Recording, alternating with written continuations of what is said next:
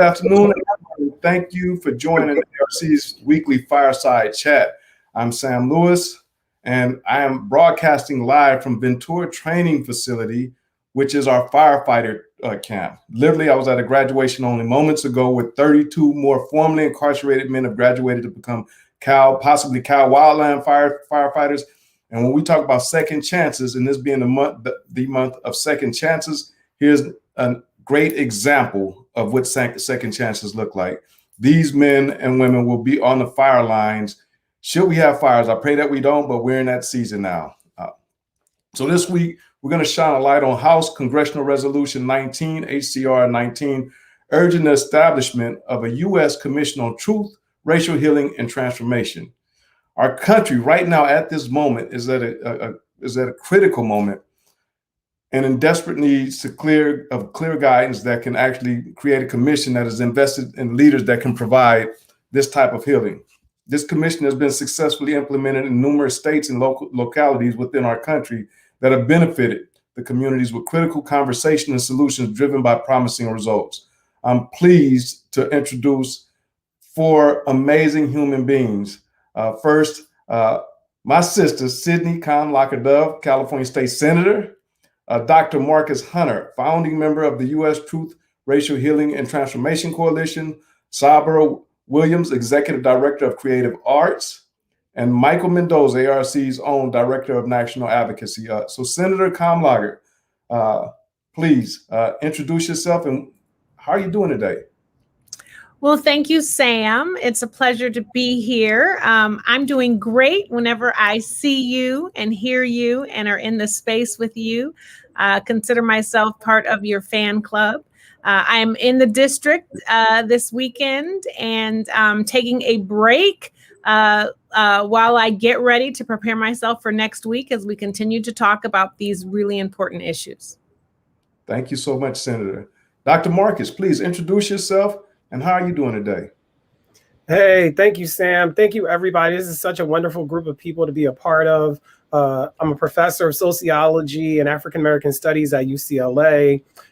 And more importantly, I just turned 40, April 27th, as I say, Coretta, August, Cory Booker, our Senate companion on this Truth, Racial Healing, and Transformation endeavor, Lizzo, and me. So I'm feeling good. That's right. Thank you. Thank you. My sister Sabra, introduce yourself and how are you doing today? Tell us a bit about Creative Acts, please. You're muted. Of course, as I said, there's got to be one. I'm Sabra Williams. I'm an actress and an activist. I've been bringing arts programming inside prisons for more than 15 years now. And I see my friend Karen saying hi. And Creative Acts is a social justice arts organization that uses the tools the arts provide for healing, transformation, to make different emotional choices for people who are incarcerated and have been incarcerated, and also for us as teaching artists who partner with them to do this work. So I'm super excited to be in such great company and very honored to have a long relationship with the Anti-Recidivism Coalition. Thank you. Thank you so much for that. Michael, introduce yourself and how are you doing today? And tell us a bit about your work as the Director of National Advocacy here at ARC. Hey, Sam, thank you for having me. Michael Mendoza, the Director of National Advocacy. And part of my role is to not only use my personal experience to continue to change hearts and minds on the federal level, but to continue to expand our work and our successes in California, in the federal legislation, and across the nation by continuing to build a bigger platform for all formerly incarcerated individuals impacted by the system to share their stories and impact policy. And looking forward to just continuing to change hearts and minds around that area. Thank you so much, Michael. Appreciate you. And thank you all for joining us. Let's get right into it. Dr. Hunter, this resolution was previously known as House Congressional Resolution 100. What is the reason that it didn't move forward last session of Congress? And what is the status of House Congressional Resolution 19 today? Thank you so much for that question. The first thing is procedurally, part of what happened there is that we were successfully able to get to 171 co-sponsors in the House, which included Representative Barbara Lee, who is the pioneering spearheader of this piece of legislation. And we were able in December to get Senator Cory Booker to introduce a companion bill in the Senate. So we had a bicameral introduction of the resolution by the end of last year. And I would say part of it, of course, we can think back on the election. I think many of us are still surviving it, but it was really a byproduct of a couple of things. The one that I'll mention here that I think is most important, because ARC has been so generous as not only a partner and a sponsor of this legislation by using your platform, but also about the public consciousness and the awareness. And so what I think is this is a second chance for folks to really get a sense of what's going on. And also my hope today is to have people understand that the reparations movement is complementary to the truth movement. They're working hand in hand. Representative Sheila Jackson Lee is a co-endorser of Truth, Racial Healing, and Transformation, as Rep. Lee is a co-endorser of HR 40. So I think part of it is we were shrouded and fed a steady diet of confusion. And I think getting to 171 is really remarkable. The idea is that we really want to get to the 200 threshold so that we can get it to the floor, because the idea here is that we don't just want to be talking about a Truth, Racial Healing, and Transformation Commission. We want to see it established. And I think California has a real opportunity to be a blueprint for that nationally, as California has been on a host of issues, including the shutting down of prisons, legalization of marijuana, so on and so forth. Thank you so much for that, Dr. Hunter.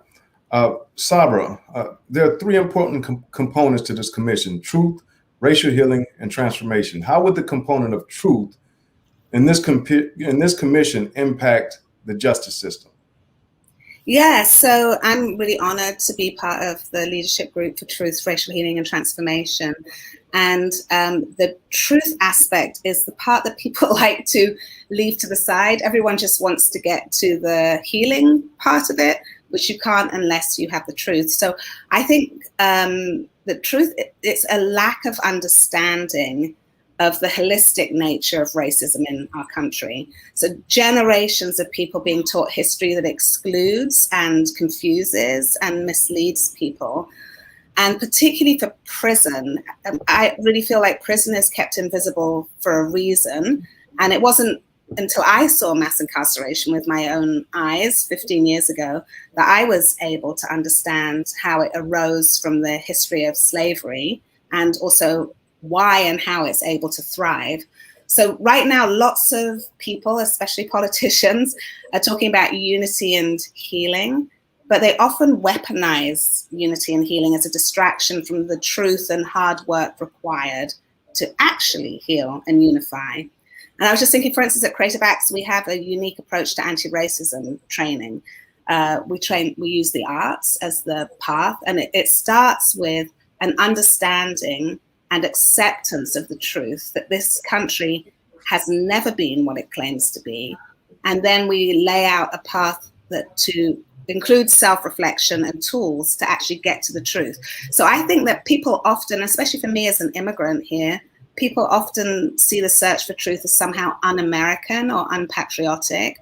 And that's because of the lie of American exceptionalism and the fact that it demands real perfection. But I really feel like, just like in any relationship, if we live in a place of kind of lies and half-truths, the relationship becomes toxic. And as the saying goes, the truth will set you free. I think that's the saying.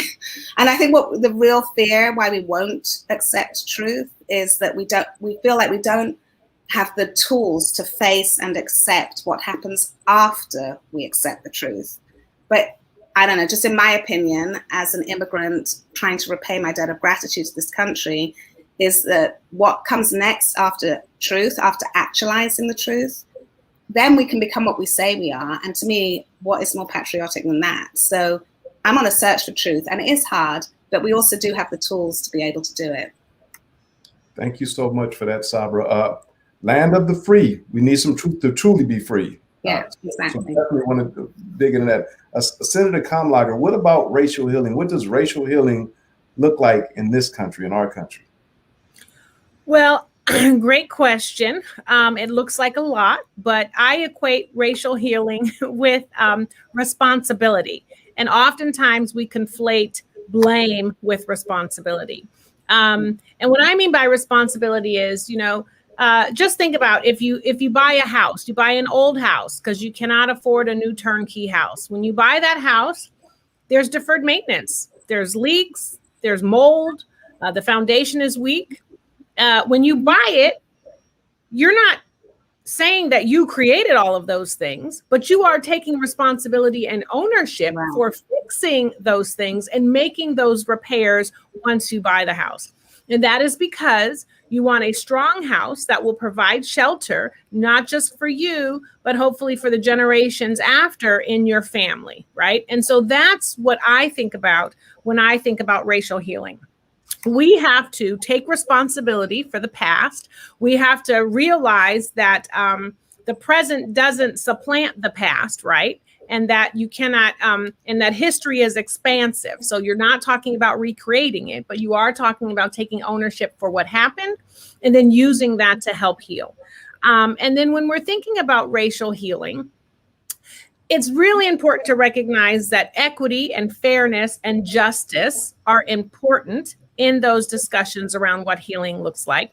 Acknowledgement of it and of people's pain and past is equally important. And that racial healing comes not just in our judicial and criminal legal and in our carceral systems, but racial healing also needs to be evident in how we talk about education, housing, healthcare, economic justice, creating resource-rich communities where Black and Brown and Asian and working class and working class families live. And that's what I think about when I think about racial healing, recognizing that when you have social discussions, people are very open to kumbaya. But when you start talking about the economics of healing, then people start running for cover. And I am not interested in folks running for cover and not accepting the fact that some healing will also mean redesigning our systems that have had a disproportionately negative economic impact on folks who are, ethnic folks and folks of color. I hate to put everybody in a little bucket, but Black people, brown people, Asian people, our Native American and Indigenous brothers and sisters. So that's what racial healing needs to look like in this country. Facts, right there. Thank you so much, Senator. Thank you. Yeah, absolutely. Michael, what about transformation? How transformative can this commission be for the justice system when focusing on policies and practices that truly transform and end harmful and extreme sentencing practices that disproportionately impact people of color? Thank you, Sam. This U.S. commission will be very transformative, not only on the U.S. level, but hopefully on a state level and even local level by developing the same commissions that each state and locality can commit to. And, the intent of these commissions, one, is to really bring people together, bring experts together, bring people that are impacted together to really have these conversations. Sabra talked about truth. And at least when it comes to implementing policies and procedures, part of the truth is actual data, research that we know it proves what policies are important. Just to give you an example, in California, almost 7 years ago now, people came together and changed the law that allowed many kids under the age of 18 who were extremely sentenced as adults in the criminal justice system. We were able to show data and research to prove that, kids are not irredeemable, that they can grow and mature. And that was very contrary to what we believed in the mid-90s and in the 80s. And so when we look at how this commission can really transform not only the U.S., but in every state, this commission of experts and people that come together after, we have truthful conversations and after we are able to have some healing, and to our senator's point, there's a responsibility after we know what the truth is. And that responsibility is going to come into implementing transformational policies that will undo these harms and will get us back on the right track, a track where we value human rights, we value our Constitution, and we value human beings, period.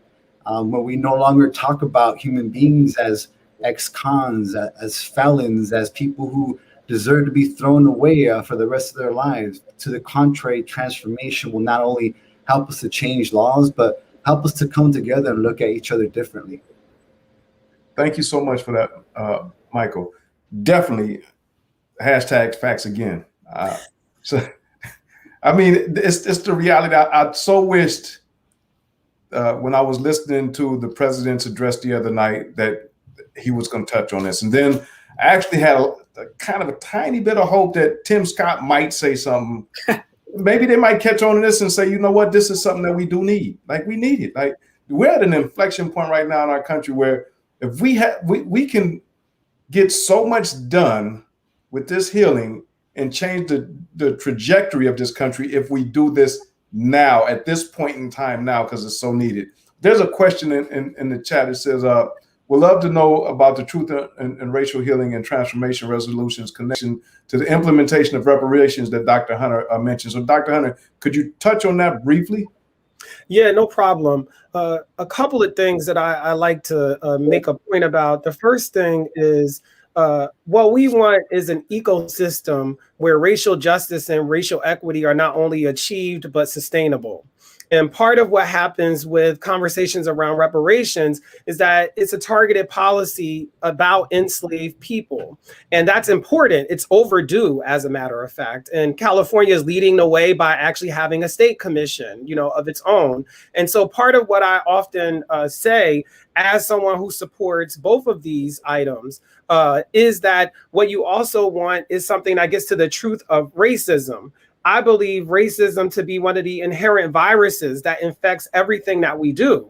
And so reparations isn't meant necessarily to get at that capacious nature of racism as it impacts, for example, people who are Chinese American vis-a-vis the Chinese Exclusion Act. It's not necessarily meant to get at the land dispossession of Native Americans and indigenous people. It's not necessarily meant to think about what we're now calling Stop Asian Hate. And that's fine. But I think part of what winds up happening, and we heard it when we finally got that judicial hearing for H.R. 40, where there are folks who are saying, well, if I am a Middle Eastern person, I believe it was Daryl Issa, our California representative, who said, what if I am Indian and I come from India and I experienced racism, in 1960? Do I get reparations? Do my children get reparations? And my answer, I wish I was in that well to say to him, is that you're asking the policy the wrong question. That's a question that can be answered by Truth, Racial Healing, and Transformation. In fact, Barbara Lee was there in support of H.R. 40, and they both mentioned Truth, Racial Healing, and Transformation. And I bring that up because part of what people try to do when they handicap H.R. 40 or say reparations and make people really scared is that it tries to make it as if it's trying to be a everything for everybody. It's not trying to be everything for everybody. It's trying to say enslavement was sanctioned by our government. It's a federal crime against humanity. And there is a debt that is owed that should be paid to those who were impacted by it. It is not at all to say that there are not other people who are being impacted by the racism that gave permission to enslavement. And what we're trying to get to is the racism part. So what we're trying to say is that racism gives people the permission to, incarcerate people unjustly. It gives people permission to see somebody who's incarcerated and say, once a criminal, always a criminal. My brother, while I was in graduate school to receive my PhD, he went to prison. And now he is out and he owns his own business. So part of what is important about that is that idea of once a criminal, always a criminal is a lie that is often predicated on racist notions about who criminals are. And then gives people permission to say, I don't want to hire you because once a criminal, always a criminal. So there's a way that these kinds of racist lies give permission to the structural injustice that we see all the time. So I think what I see with both of these is a ecosystem where racial equity and racial justice are actually achievable and sustainable, and you don't have to impede HR 40's, targeted policy that is very meaningful. You don't have to harm it in order to enact it. You can actually say, we also have a truth commission whose job it is to expose the undercurrent, or as we say, hashtag unlock the truth about the origins of our discontent, and that one being racism.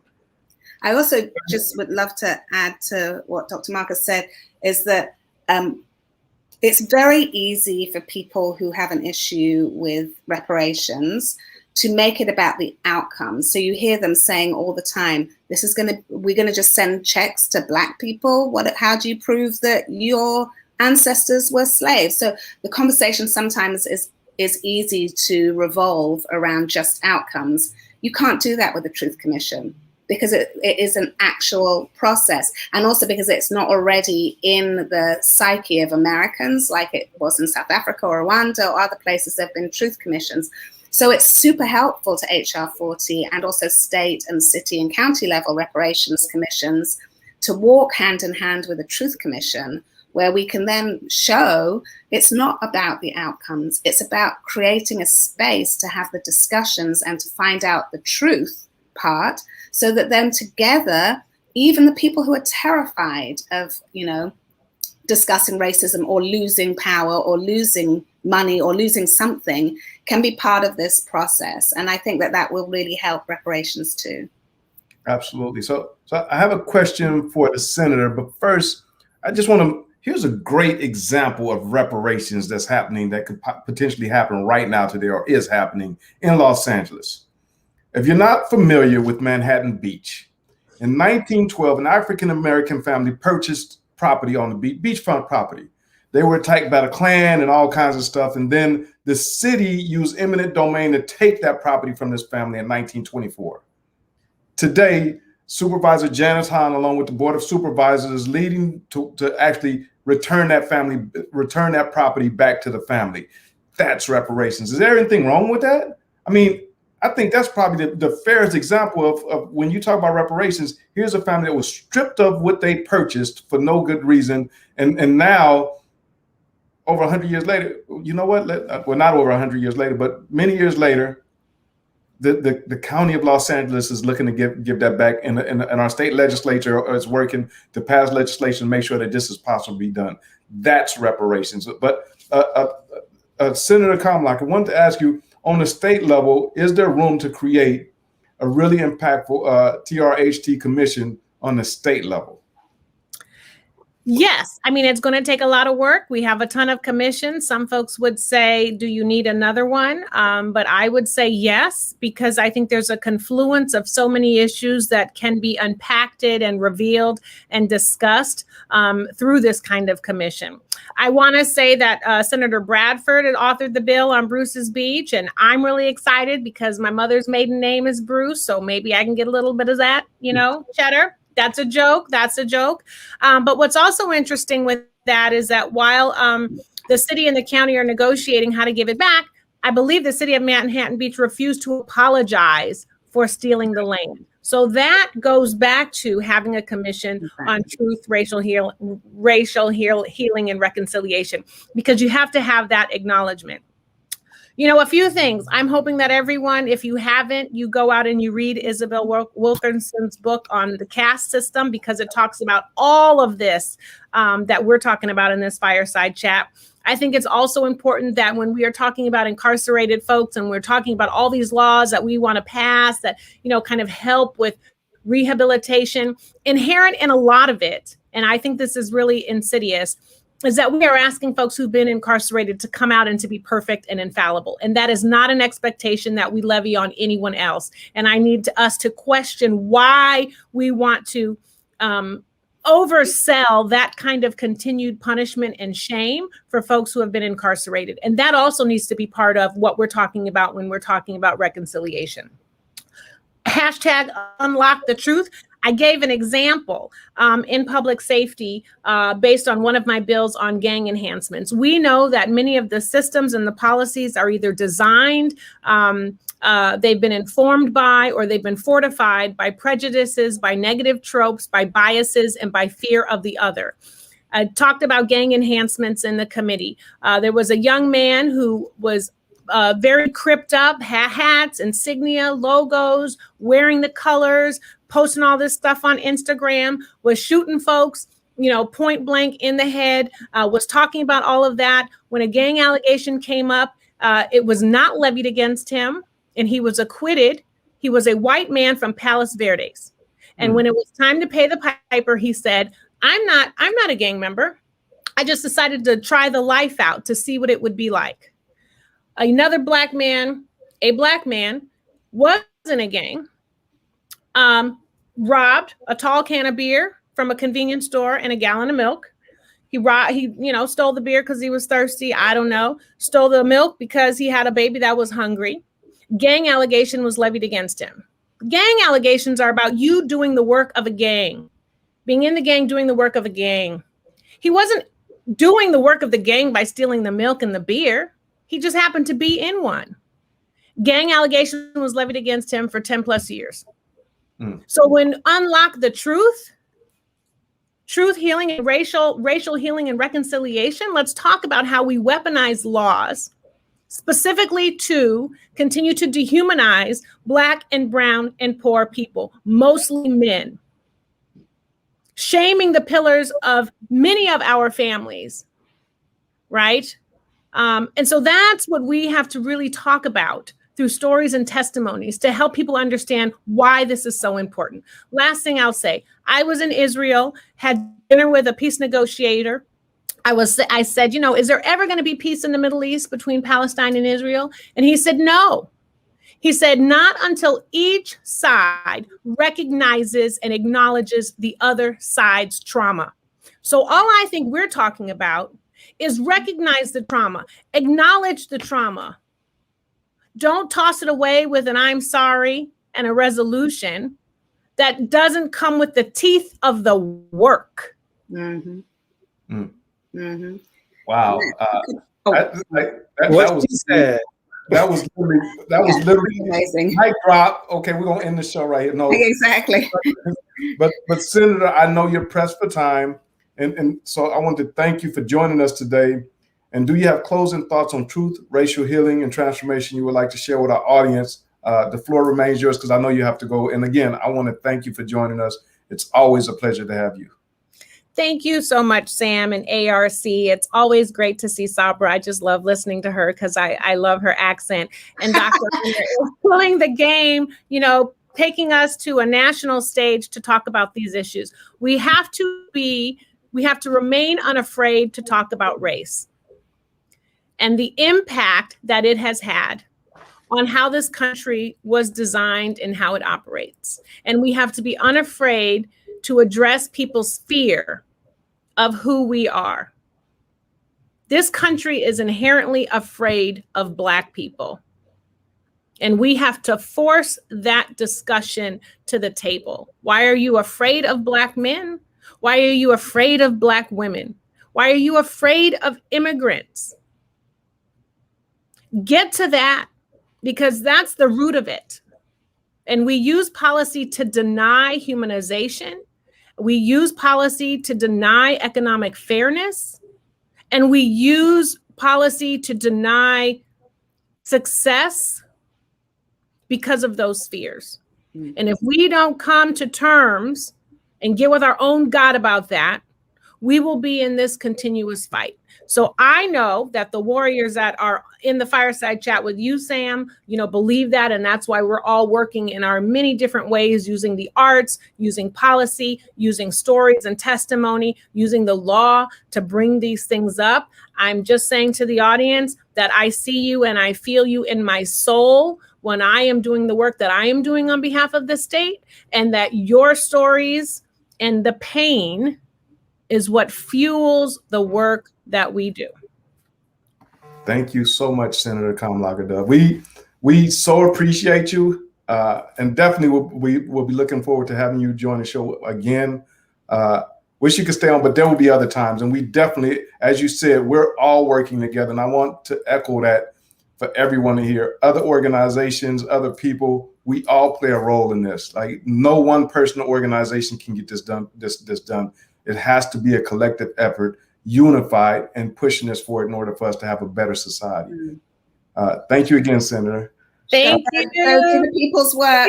Thank you. Michael, how's Congressional Resolution 19 fit within the larger context of ARC's work and other organizations that are led by the work of formerly and currently incarcerated people impacted by the system? Yeah, thank you, Sam. I think the senator did a great job even answering part of this question in so many different ways. I think some of the comments that really stuck to my mind is, some of the things that ARC has done in partnership with many other organizations is, frankly, be unafraid. We have to continue to be unafraid to share our stories, to be unafraid to talk about our trauma and, to the senator's point, our pain. Because this work is not easy. It's not easy for a formerly incarcerated person to talk about, what it was like to grow up and end up in prison, growing up as an adult. To talk about why we committed harms to people that we'll forever always regret, but yet being held accountable to a point where there's no hope of any kind of opportunities or second chances. We're talking about second chances here today, which is transformational in and of itself. But, for not only for the work of ARC and other organizations that directly work with formerly incarcerated people, are led by formerly incarcerated people and people who are impacted in general, this is the hard work that we have to continue to face. A part of the responsibilities to this commission is not just to include people impacted by the system, but to put people who are impacted by the system in leadership positions, to provide the solutions that, organizations like ours at ARC and so many others, not only in California, but throughout the country, that are putting people in positions of leadership that are formerly incarcerated to listen to not only their stories, but to the solutions, simply knowing because of the pain that they've experienced throughout their whole entire lives. And so I think it's important that we continue to engage and have these hard conversations, especially because we need to first and foremost meet people where they are at. Part of the healing process is going to understand that not everybody is going to believe in what we believe in. Not everybody is going to believe that people deserve second chances. And so it is on our part, for those who are formerly incarcerated, understand what healing means. What giving back means is to just lead by example and have those hard conversations and hopefully continue to change hearts and minds through our stories and through our pain. Thank you for that, Michael. Thank you. Like right there, you answered that, and I want to echo it. And just want to let our audience know, if you want to see this again, because that, like, I almost want to rewind that. Remember that we post these videos on YouTube, so you can go back and listen to this repeatedly, so you understand what are our goals and why. Sabra and Dr. Hunter, what are the next steps, or what does national support of this commission look like in terms of other states or parts of the world, for that matter? Sabra and then Dr. Hunter. Yeah, there was just, if it's okay to just go back on a couple of things that were said by the senator. Absolutely. And I'll come to that. One of the things I wanted to say about reparations, there's a good example, I think, as well.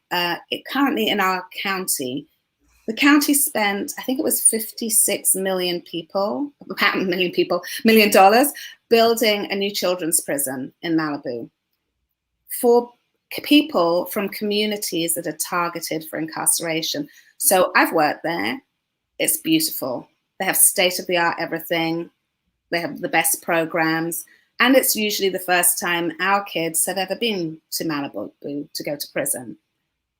Imagine if you're going to spend, great, make prison bearable, spend $56 million on the prison.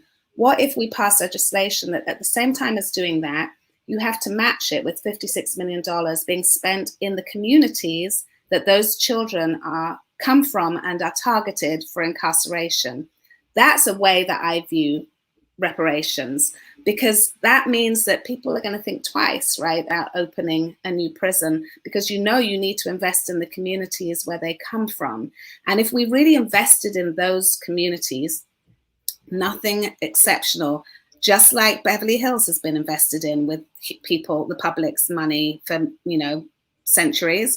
What if we actually started investing in, I don't know, let's say Inglewood or Compton or South LA or East LA, just like we've invested in areas where white people live, so that they have the best schools, the best hospitals, the best restaurants.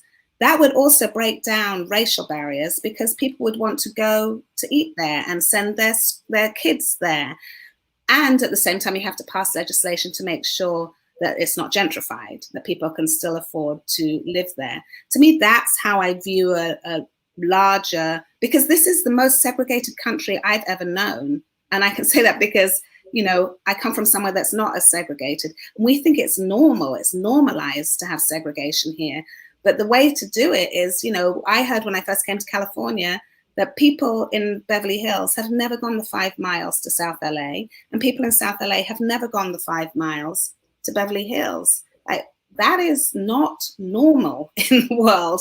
And we have to break that down.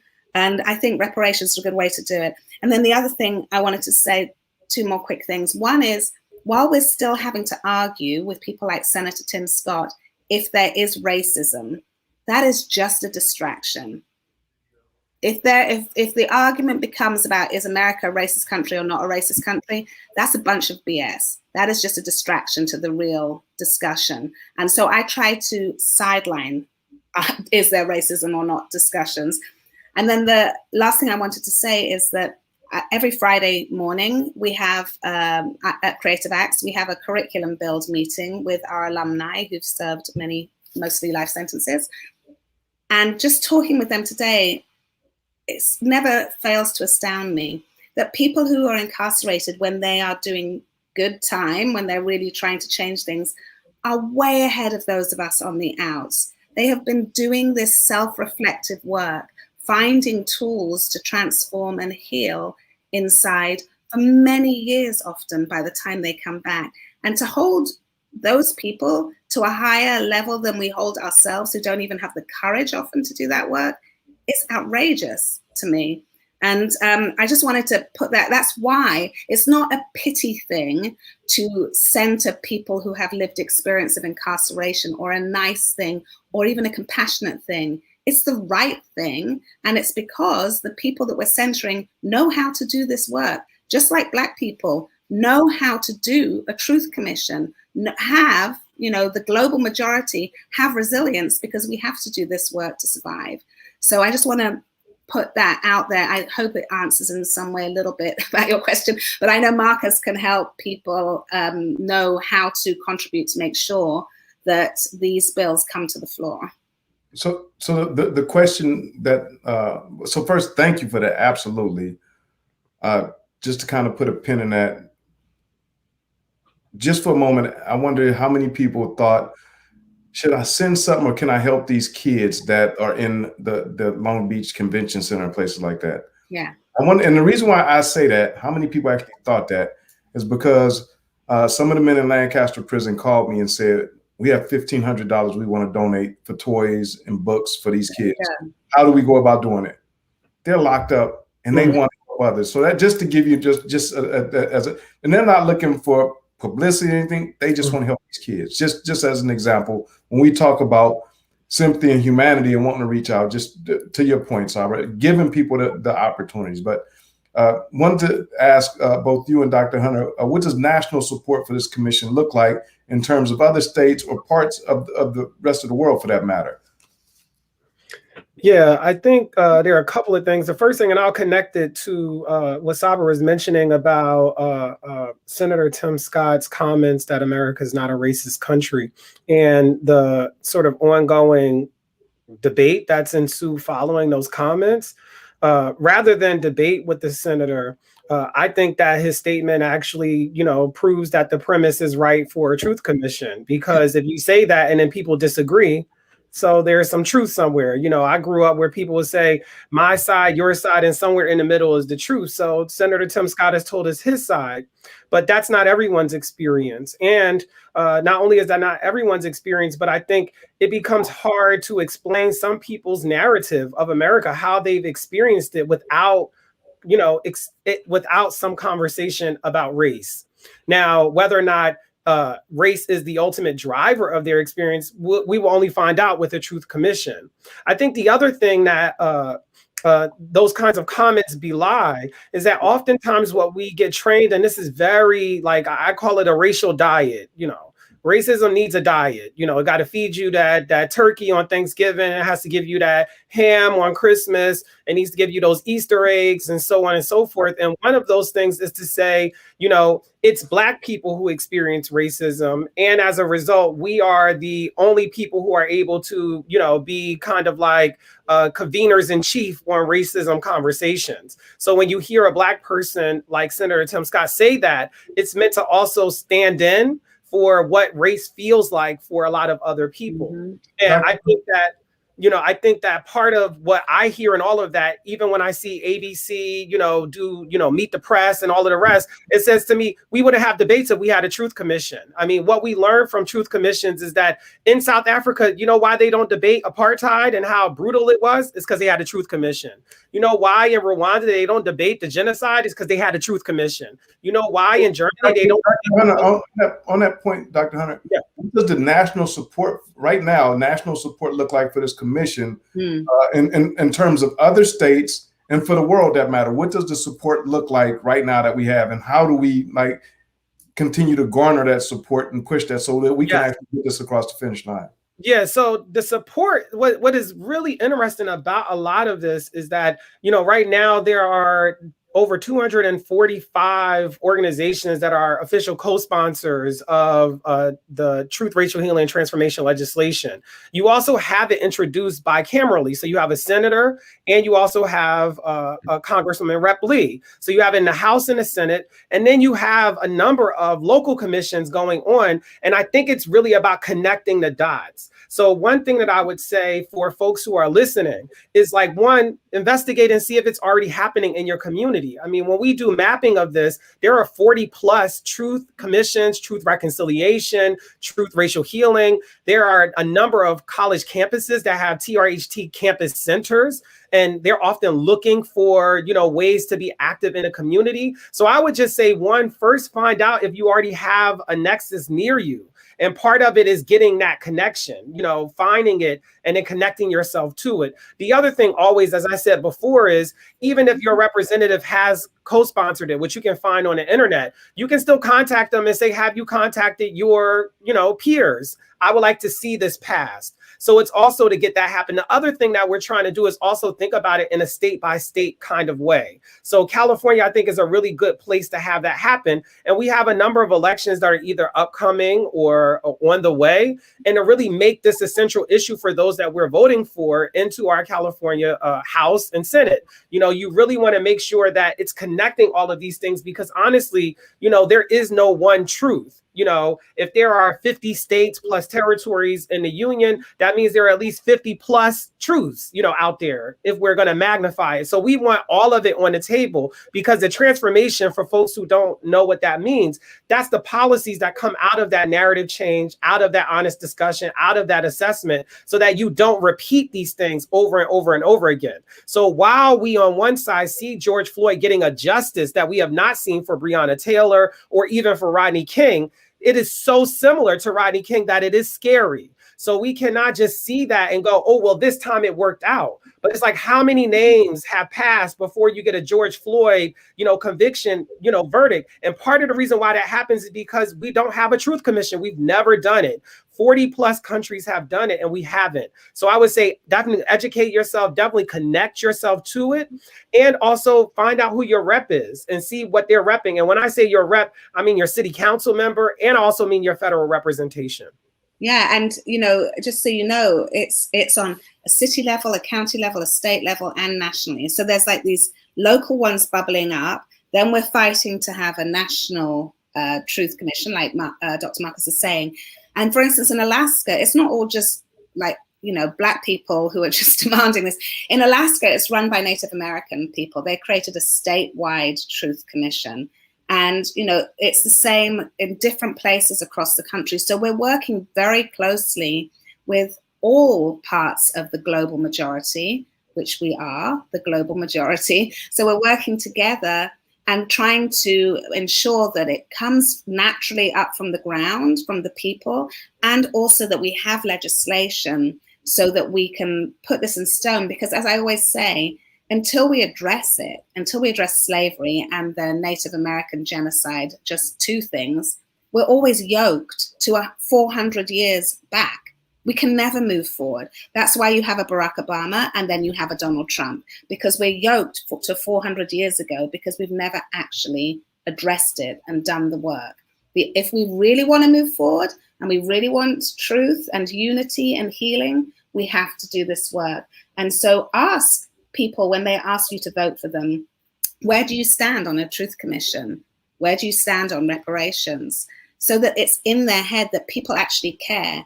Because politicians only do things when people care. As we've seen, it's activists and the people's voice that moves legislation. So we have to do it. So just so thank you for that, Dr. Hunter and Sabra. Just so our listeners understand, you can contact your state and federal representatives and find out where they stand at this. Understand this too, please. I want you to fully understand this to our listeners.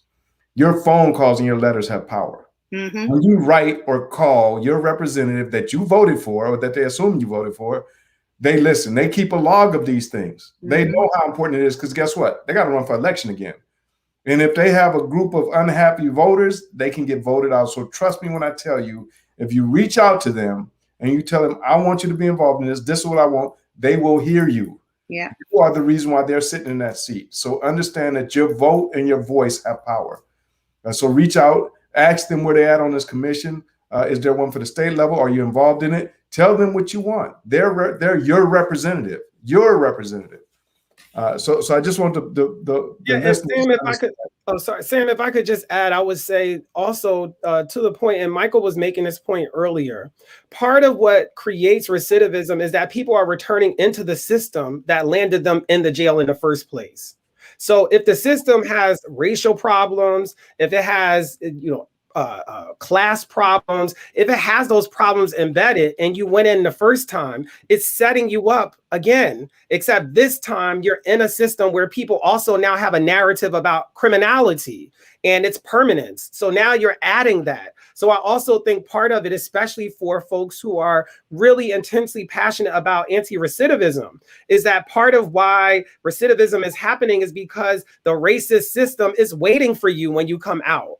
It is waiting for you. There is not a safety net. And part of the reason why we don't have a real safety net in America is because people are afraid of poor people, Black women, single mothers, immigrants, first generation people, and what they might do with a benefit. What would you do with that? So I also say that fear is really racially motivated, originated. So it's also to say that people deserve to come out of a system of incarceration into a system of acceptance. It should be something where you do begin again. And for the religious folks in the building, I often think, when I hear second chance, I think of what I learned in the church. God of a second chance. Every religion, you always get back up again. It's not like you do one sin and then you're just done. No salvation for you. So part of what happens though is, why is there no salvation in our society, but there's salvation in our religion? We have to figure out how that happened. And I think one of the reasons why there's not salvation is because racism gives you permission to not save anybody, gives you permission to not believe somebody is redeemable, to give permission to say one and done. Or three and done, as it was in California for some time. So also remember, when we're talking about racism, we're not just talking about interpersonal interactions. We're talking about a systemic set of ways that people are given permission to dehumanize people and give them less. And this is why Dr. Gail Christopher, who is the conceiver of the reframing, Truth, Racial Healing, and Transformation, always says that how we begin this work is closing our eyes and imagining a world where there is no racism and beginning from there. So let me ask each of you this quickly, as we're coming up on time. who should the members of this commission be? So Sabra, then Michael, and then Dr. Hunter. Like, give me your 1 minute spiel on who the members of this commission should be. Well, I think it needs to be people with influence and power. You know, we hope that the administration will take on this commission to make it high profile enough, and legislators will take it to put it into law so that we have an actual process that is hard to derail because it's a very public process. But the reason I'm in it is, and the reason that I asked ARC to be part of it, is because I think those most impacted need to be as part of this commission. At least their voices need to be heard and their stories need to be heard. And then I'm in it because I know, having worked in prison for 15 years doing this work, I've had some of the most moving, incredible, life-changing discussions inside prison with people who don't look like me and don't live like me. For instance, a guy with a swastika on his face, a white guy, once approached me and asked me to talk about illegals with him, you know. But because we had had a week of creating a safe space and an education of how to use the arts as tools so that you can take care of your own emotional response to difficult conversations and heal from it, we were able to have this super deep discussion between us, which never would have happened outside of prison. And I remember at the end of it, the guy said to me, I never thought I could have a conversation like that with somebody who looks like you. And I felt the same. And we both moved. And there's nothing miraculous about that. We have to set up a system, an approach, and a process that includes the arts, because the arts, as they are seen in indigenous cultures, are medicine. The arts are medicine and contain tools for us to be able to do our own self-reflective work. So that's what I always say. I'm happy to have these discussions, difficult discussions with anybody. The labor comes when you expect me to do your emotional work for you. So therefore, I have to create a space and a system and a structure and tools for you to do that work. And that's why artists need to be at the table in all areas, not just let's have a song at the end of this, how lovely that will be, but as a very rigorous process. And so we need artists, we need people most impacted, we need people with power who can actually ensure that these changes run deep in this culture and don't get derailed. Okay, thank you, Sabra. Michael, who should be on this commission? You know, I think aside from formerly incarcerated people, as Sabra mentioned, I would probably just add an important voice to the commission would also be survivors of violent crime. And I say that because, you know, again, we are talking about truth, what truth looks like. We're talking about racial healing and the healing period. And, you know, to really address what healing should look like and having those conversations, those tough conversations. You know, Sam, you know how we've had some ourselves within this organization with survivors of violent crime and having those healing conversations. And then once we have those healing conversations, going together and advocating together to our elected officials about these policies that we believe in to protect our communities, because we've been able to have those hard conversations between both groups. And so I think it's definitely important that we also include the survivor aspect and perspective to these commissions, because they're also so easily forgotten about, and at the same time need to hear their voices in terms of how we can continue to protect our communities in every way. So I would add the survivor's voice being a key component of the commission as well. And I saw someone said youth, yes, which is why we have March for Our Lives and other youth activists in our process. Absolutely. Thank you, Michael and Sabra. Dr. Hunter, who should be on this commission? Yeah, I think all of the folks that were just named, and I would say, you know, because I think about it as like the Rainbow Coalition. And by rainbow, I mean like every walk of life. I mean, the United States is also a very regional, local experience. So I would want it to reflect that regional, local, you know, history. So those communities and those folks who are impacted, in some cases, you know, I grew up in South Philly, and we had people called block captains, so maybe they only pervade maybe a 4-block radius, but they knew what was going on and they knew the story of the community. So I think folks like that. So we want to see that range, because we also know we want to see history. So we want our elders there. We want folks who are young people. We want that rainbow coalition. We want all of the people who are involved, because this is truly one of those things where the truth is not partisan. The truth doesn't have a politics. Now, people are making it political to have a truth commission, but don't let that Jedi mind trick you into thinking that the truth is political. It's politicians playing around with whether or not we can do it, but we need it. And I think that part of the reason why we're in these perpetual cycles where we see young people losing their lives, whether it be in police violence or in gang-related violence or just violence generally, that it's often because of some repeated historical pattern that just has not been distilled and discussed. Like just having that as a format, I think is important. And all of the folks that were mentioned, and I will also say by Rainbow Coalition, I most certainly also mean our trans brothers and sisters, so that we can understand that there is a kind of racist logic even around gender, and why it's very difficult to be in a trans body is also very racialized. So we want to know that, and we want to know how that's impeding people's lives, so that we create the transformation, big T, that is full of policies that help mitigate and prevent the kinds of present realities that we're living in, let alone the histories that we're trying to resolve.